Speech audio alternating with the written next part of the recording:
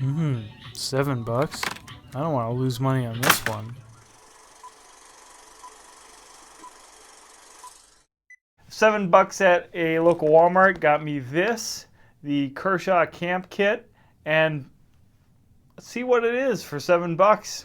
I mean, how can you go wrong with $7? The camp kit is the sort of thing that you'll find in Walmart's outdoor section, and I paid $7 for it because it was obviously marked at half price, but I find that at least my local Walmart marks down things all the time, so I expect that you should be able to find this under $10 pretty easily. And what do you have? Well, you have a 3-inch folding knife, which caught my eye because it's a manual 3-inch folding knife, and look at that, it's got a flipper. And then I pulled it off the shelf and I said, oh, look at that, it's got standoffs and a low riding clip. So that alone might have been worth the $7 price for me to see what Kershaw could do for $7, just see the action on this thing and whatnot. But then it does come with this goofy little K tool, which in my opinion is useless. I'll just get that out there right away. But you also get this spoon fork, which on the other hand I think is just going to be awesome. Okay, well, here's the kit all unboxed, and as you can see, you have the Eaton tool, which is a fork and a spoon and a carom beater, combined with a little bottle opener, the K tool, which we'll talk about, and then we have this folding knife, which has a glass-filled nylon handle, so about the cheapest handle material you can get. It is a 3D textured handle, so it's actually kind of stepped. This is the thickest part, and then there's another step, and then there's one last one here. And as you can see, it has metal standoffs, a low riding clip. This model doesn't even actually have a name, just a model designation, so you know it's really entry level for a Kershaw. 1350 WM. As you can see, it's got a stonewash blade, it's got thumb studs, and a flipper. And it's a manual opener. Now, I want to say straight away that when I got this knife, it was absolutely awful as far as the flipper was concerned. It was true right from the start, though, that you could flip it open from the thumb studs no problem. And it fires open no problem. Now that I've lubed it with a little bit of Hops 9, the flipper isn't bad either. As you can see here, it has just the nylon washers, and that would be probably a really easy mod, would actually be getting the phosphor bronze washers in this size and replacing them, putting some nice polish washers in there. But as it is, it feels sort of characteristic of nylon washer knives, even from the flipper, that it's kind of a soft thwack sound, for lack of a better way of putting it.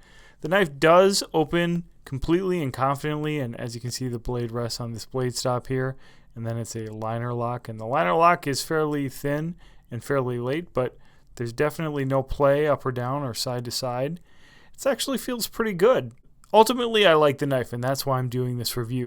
It's a 3-inch blade and a 4-inch handle, and you can get a great 4-finger grip on it, and you've got a guard because of the flipper. The blade itself might be suited well enough for everyday utility tests. As you can see, it's got a heavy stonewash, so it's going to be ready for taking a beating. The edge on there from the factory isn't bad, actually. It's a workable edge. It's not perfectly even, as you can see, but it works. The steel is kind of a mystery meat steel, honestly, which is no surprise for this price. I do like this low riding pocket clip. Actually, I like it a lot. It's very deep and it's very simple. It isn't too long. This is a great pocket clip. We're just seeing these throughout Kershaw's line now, and I think it's really smart. The black will work great with a pair of jeans, as it's not going to stand out at all. The advantage of the standoffs for guys who are new to knives is that it's a what they call flow-through construction. It's going to be a lot easier for you to clean out your knife, after you get food in it or dust or anything really. Disassembly is going to be also very straightforward. You're not going to have to worry about lining up backspacers or anything like that. As you can see, the fit and finish on it is pretty even, pretty smooth. There's not really any hot spots. This is all decently flush. I don't really care for how the glass handle is stepped the way that it is. When you get a full grip on it, you have this line on your fingertips, which is definitely a hot spot for if you're going to be doing any heavy use stuff. But I don't think that would be a good idea to do with this knife at all, being a thin liner lock knife with a fairly, petite style of blade. For the $7 price of entry, honestly, even just this fork and spoon tool is probably worth it.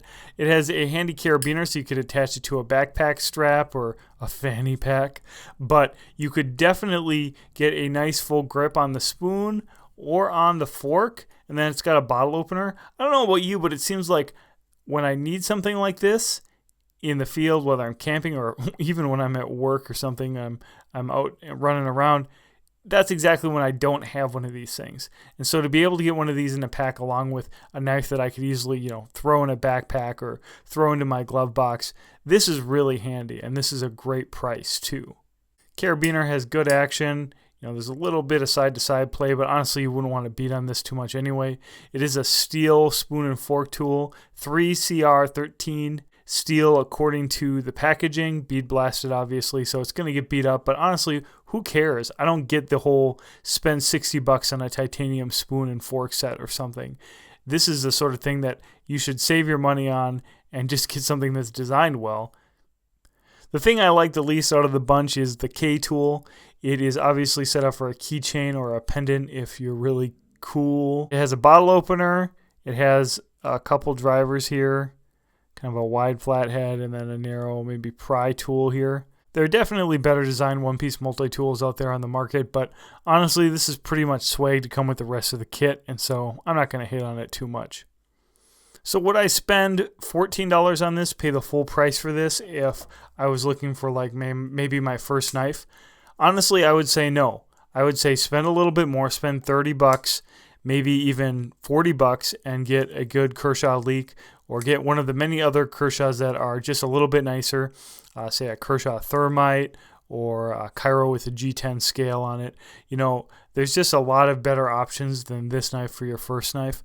But if you're just looking for an extra kit, just want like a spoon and a knife and maybe a little pry tool to throw in your glove box, throw in a bug out bag or a go bag, throw it somewhere where it's not going to be important for you to rely on these items, but they might just be something to have as a backup, then I would say there's no harm in that. I mean, $7. It's probably going to be worth more than the $7 of cash in your pocket that you'd have in absence of these things when you're looking for any one of these items. Probably most of all, the spoon and the fork. I do want to mention too that these are made in China, so take that with a grain of salt, but honestly, you can't really expect more for $7. Well, if you enjoyed that, make sure to leave me a thumbs up. I really appreciate it if you could do that. If you're new to the channel here, I'd love to have you as a subscriber, so please hit that subscribe button. Let me know if you want to see more budget-related stuff. I'd be happy to do it. Thanks a lot and take care.